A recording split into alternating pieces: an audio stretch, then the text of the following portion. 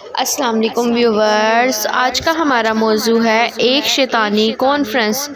اب تو مسلمان حبشہ میں امن سے ہیں، اب تو مسلمانوں کے زور پکڑنے کی راہیں کھل گئیں، یہ سوچ کر مشرک سردار تڑپ تڑپ اٹھتے۔ چنانچہ ایک دن وہ اکٹھے ہوئے اور آپس میں ایک کانفرنس کی۔ مغیرہ کا بیٹا ولید صدر بنا، جو بہت ہی برا تھا اور پوری قوم میں ہر دل عزیز تھا۔ اور پھر کانفرنس میں محمد صلی اللہ علیہ وآلہ وسلم کی بات چھڑ گئی۔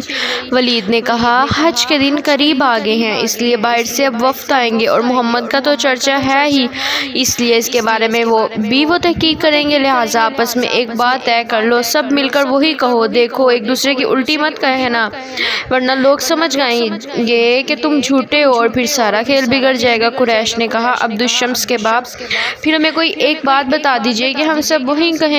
ولید بولا، نہیں، پہلے تم بتاؤ تم لوگوں کی کیا رائے ہے؟ قریش نے کہا، ہم کہیں گے کہ محمد کاہن ہے۔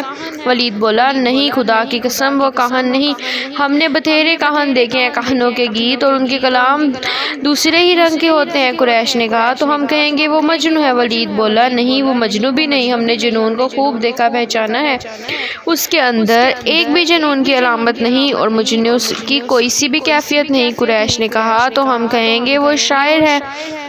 ولید بولا، وہ شاعر بھی نہیں، ہم نے خوب زمین شعر کی خاک چھانی ہے اور ہم ساری بحروں سے اچھل طرح واقف ہیں اور اس کا کلام شعر نہیں ہو سکتا۔ قریش نے کہا، تو ہم کہیں گے کہ وہ جادوگر ہے۔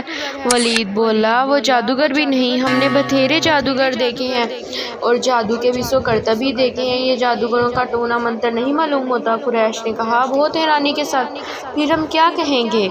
ولید بولا، خدا کی قسم اس کے کلام میں بلا کی مٹھاس ہے، وہ گویا ایک ایسا درخت ہے جس کی جڑیں بہت گہری اور مضبوط ہیں اور شاخیں انتہائی میٹھے اور لذیذ پھلوں سے لدی ہیں، لہٰذا ان میں سے کوئی بات بھی کہی تو سارا پول کھل جائے گا اور جو سنے گا سمجھ جائے گا کہ یہ پروپیگنڈا ہے۔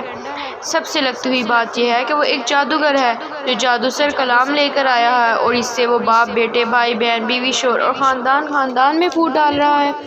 یہ رائے سن کر سبھی لوگ بہت خوش ہوئے، چنانچہ جلسہ برخاست ہو گیا اور اب طے ہو گیا کہ حاجیوں کے قافلے آئیں گے تو سب لوگ یہی پروپیگنڈا کریں گے۔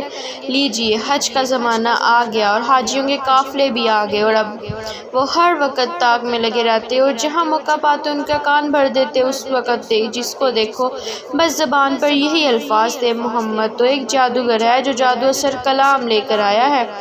پھر قافلے لوٹ کر اپنے یہاں گئے اور سب کو آپ کی خبر دی، اس طرح پورے عرب میں آپ صلی اللہ علیہ وآلہ وسلم کا چرچا ہو گیا اور بہتوں کو حقیقت حال جاننے کا بھی شوق ہوا اور وہ اسی دن میں گھروں سے نکل پڑے۔ آسمان کا تھوکا منہ پر آتا ہے، مشرکوں نے آپ صلی اللہ علیہ وآلہ وسلم کے خلاف سازش کی، مگر وہ سازش خود ان کے سر پر آ پڑی۔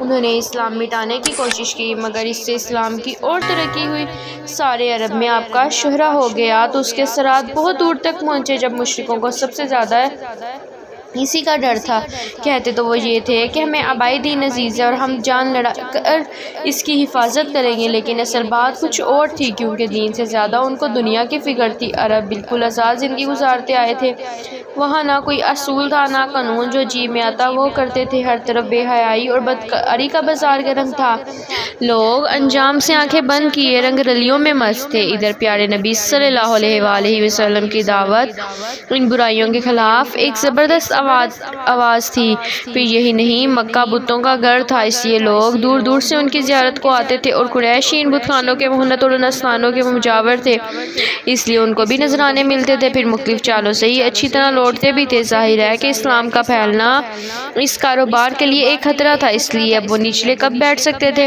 نہیں، اب ہم خاموش نہیں رہ سکتے، آج سے بالکل برداشت نہیں کر سکتے، اب ہمدردی کا کوئی سوال نہیں، چاہے محمد صلی اللہ علیہ وآلہ وسلم ہوں یا اس کے ساتھی۔ کچھ مسلمان ایسے بھی تھے جو مشرکوں کے غلام تھے، یہ ظالم انہیں بہت ہی بے دردی سے ستاتے اور چاہتے کہ کسی طرح یہ اسلام سے پھر جائیں۔ مسلمانوں سے یہ بے رحمیاں دیکھی نہ جاتی، بے اختیار وہ تڑپ تڑپ اٹھتے اور جو لوگ کچھ مالدار ہوتے ان مظلوموں کو خرید کر آزاد کر دیتے۔ مشرکوں نے دیکھا کہ اس طرح تو مسلمانوں کی طاقت اور بڑھ رہی ہے، لہٰذا انہوں نے غلاموں کو بیچنا بھی بند کر دیا اور سوچا کہ ان کا خوب ناک میں دم کریں، خود ہی یہ ساری مستی بھول جائیں گے جائیں گے۔ جو مسلمان رسول خدا کے ساتھ تھے اور حبشہ نہیں جا سکتے تھے، ان کو بھی ظالم پہلے سے زیادہ ستانے لگے۔ وہی کیا، خود آپ صلی اللہ علیہ وآلہ وسلم کو بھی وہ ستانے لگے اور ظلم کی بھٹی بری طرح تپانے لگے۔ حالانکہ ابو طالب کھل کر آپ صلی اللہ علیہ وآلہ وسلم کے ساتھ تھے اور اہل خاندان بھی آپ ہی کے طرفدار تھے۔ اگر آپ کو یہ ویڈیو اچھی لگی تو لائک کریں، شیئر کریں، کمنٹ کریں اور سبسکرائب کریں۔ شکریہ۔